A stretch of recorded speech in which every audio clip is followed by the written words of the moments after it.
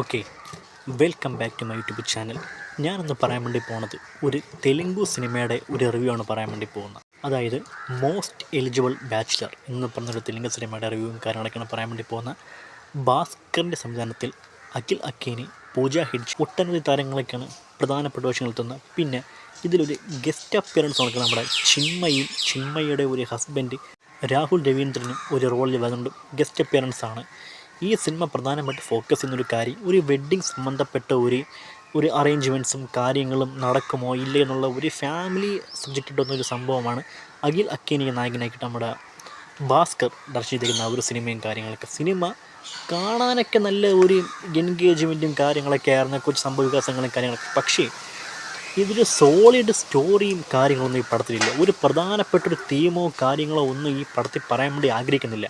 അഖിൽ അക്കേനിയുടെ ഒരു വെറൈറ്റി കോൺസെപ്റ്റായിട്ടുള്ള ഒരു പെർഫോമൻസും പിന്നെ കുറച്ച് കോമഡി ഫാക്ടറും പൂജ ഹെഡ്ജോടുള്ളൊരു കെമിസ്ട്രി സീനും കാര്യങ്ങളൊക്കെ അല്ലാതെ ആ രീതിക്കുള്ളൊരു വിഷ്വലൈസേഷൻ മാത്രം ഈ പടത്തിൽ കാണാൻ വേണ്ടി കൊള്ളാതെ പിന്നെ വെണ്ണില കിഷോറിൻ്റെ ആ ഒരു കോമഡിയും കാര്യങ്ങളൊക്കെ നല്ലോണം വന്നിട്ടുണ്ട്. പിന്നെ ചിന്മയി, രാഹുൽ രവീന്ദ്രൻ, അഖിൽ അക്കേനി ഇവരുടെയൊക്കെ ഒരു കോമ്പിനേഷനിൽ പറഞ്ഞ ഈ സീനുകളും കാര്യങ്ങളും ആ ഒരു ഫ്ലാഷ് ബാക്ക് പറഞ്ഞ കാര്യങ്ങളൊക്കെ പെർഫെക്റ്റ് ആണ്. പക്ഷേ ഈ നോക്കാൻ വരുന്നത് എവിടെ ഒരു സോളിഡ് സ്റ്റോറി ആയിട്ട് നമുക്ക് എവിടെ ഒന്നും കാണാൻ വേണ്ടി പറ്റിയില്ല എന്നുള്ള കാര്യം മാത്രമാണ് പറയുന്നത്.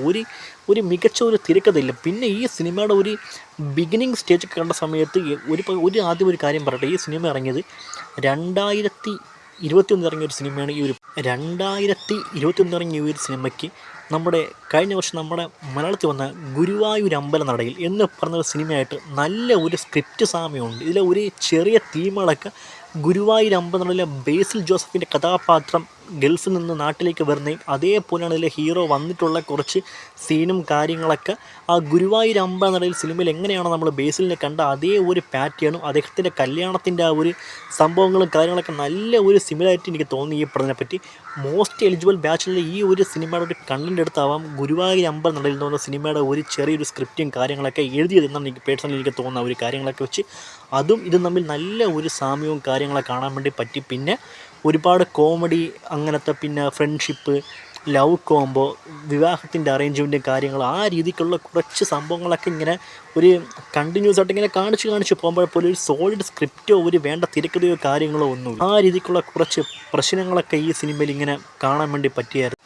ഇതിൽ മുരളി ശർമ്മ എന്ന് പറഞ്ഞ ആളൊരു വേഷം ചെയ്യുന്നുണ്ട്. നമ്മളെ മലയാള സിനിമയിലെ ഒട്ടനവധി വേഷങ്ങൾ ചെയ്ത ഈ ഒരു പുള്ളി മുതലാണെങ്കിൽ ഈ പുള്ളിയുടെ ഒരു ചില മാനസങ്ങൾ കണ്ട ഗുരുവായൂർ അമ്പലം എന്നുള്ള പൃഥ്വിരാജിൻ്റെ ആ ഒരു എങ്ങനെയാണ് ആ രീതിക്കുള്ള ഒരു മാനസവും കാര്യങ്ങളെ കുറിച്ച് ആ സിനിമയുടെ ഒരു ചെറിയൊരു ടച്ച് എനിക്ക് ബേസിക്കായിട്ട് എനിക്ക് ഈ സിനിമയിൽ ഫീൽ എന്നുള്ള കാര്യം തന്നെയാണ്. ആ ഒരു കാര്യങ്ങളൊക്കെ വെച്ച് ഇത്രയൊക്കെ പറയാൻ പറ്റുള്ളൂ. പിന്നെ വലിയ പടമൊന്നും അല്ലെങ്കിൽ പോലും കുറച്ച് ഞാൻ നേരത്തെ പറഞ്ഞ പോലെ കുറച്ച് chemistry, bonding, performance, comedy element, love combo element, wedding അറേഞ്ച്മെൻറ്റ്സും കാര്യങ്ങളൊക്കെ ആ രീതിക്ക് തന്നെയാണ് ഈ സിനിമ പോയിക്കൊണ്ടിരുന്നത്. പക്ഷേ സോളിഡ് കഥയും കാര്യങ്ങളും ഒന്നുമില്ല എന്നുള്ള കാര്യങ്ങളൊക്കെ മാത്രമേ ഉള്ളൂ. കണ്ടിരിക്കാം എന്നുള്ളൊരു കാര്യങ്ങളൊക്കെ മാത്രമേ ഉള്ളൂ. നിങ്ങൾ ഈ സിനിമ കണ്ടു കഴിഞ്ഞാൽ നിങ്ങൾ വെറുതെ ടൈം വേസ്റ്റാണ്. കാണണം എന്നുള്ള ആവശ്യവും കാര്യങ്ങളൊന്നുമില്ല. ഒരു തട്ടിക്കൂട്ട് പടം.